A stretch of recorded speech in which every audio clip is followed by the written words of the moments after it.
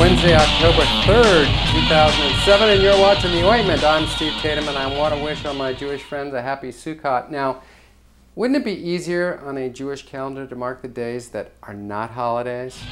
Our top story, it's that smell. Oh, I know, it smells just like 1991, so throw the CNC Music Factory onto the turntable because they're at it again. Anita Hill and Clarence Thomas, just like 16 years ago, are doing the old he said, she said thing about alleged sexual harassment. Now, back then, when Clarence Thomas put down Anita Hill and she talked about how she was sexually harassed, he got a lifetime gig on the Supreme Court, and this time he's doing it again, and he's got a $1.5 million book deal, and I think there's a very valuable lesson in this for all of us. Sexual harassment is very, very profitable. Wednesdays here on the show, I invite a special guest into the studio, and today is certainly no exception. I have on today comedian Don Reed, a funny guy who has been seen on all the major television networks. You know what they are? CBS, NBC, UPN, HBO, Comedy Central, and today he's on The Ointment. This is a guy who gets around. In fact, Don, I understand you were just in Vegas. How was that? I was recently in Vegas, and while I was there, I realized something. I realized that although I really like Vegas, it's pretty wasteful. Pretty wasteful. Every hotel has a tennis court. I mean, they spent millions of dollars on tennis courts they could have spent on, you know, stem cell research or money for Africa, right. But they spent all this money on tennis courts in a town whose median temperature is 170 degrees. I mean, who's going to be playing tennis in 170 degree heat? I saw one couple playing tennis. The husband served, the wife returned, they burst into flames. There's no reason to even be out there whatsoever. None. So you didn't play a lot of tennis there? None.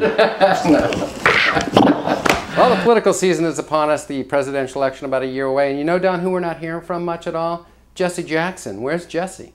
You know, I think they announced yesterday he's making he's been in the political landscape for over 3 decades. Right.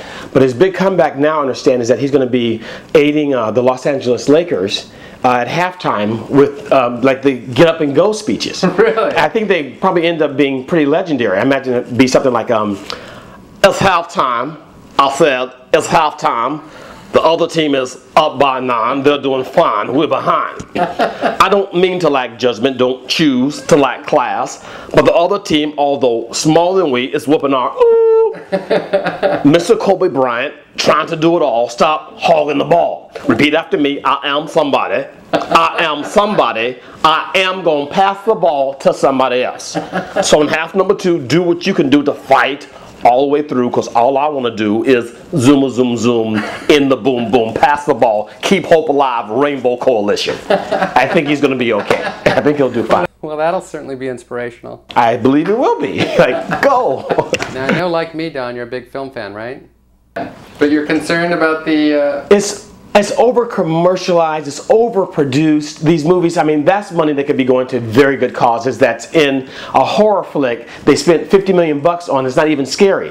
Truly scary movies were very simplistic. Alfred Hitchcock's Psycho.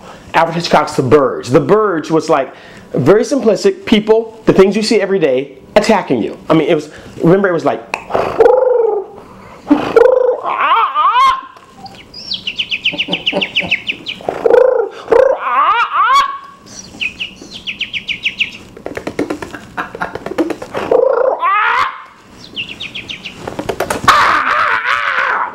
And you were terrified. Use that money for better causes. That's all I'm saying. That's all I'm saying. We're just about out of time, but Don, thanks for coming on the show today.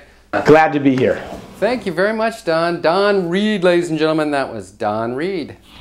And finally, in political news, the U.S. Congress has been very, very busy because, of course, there are large problems out there to solve, from the economy to the war on terror to global warming. But you know what they've been spending their time doing? Well, they're considering voting to condemn Rush Limbaugh because he said some jackass, idiotic thing. Just like last week, they voted to condemn MoveOn.org for an ad in the New York Times. Let's see.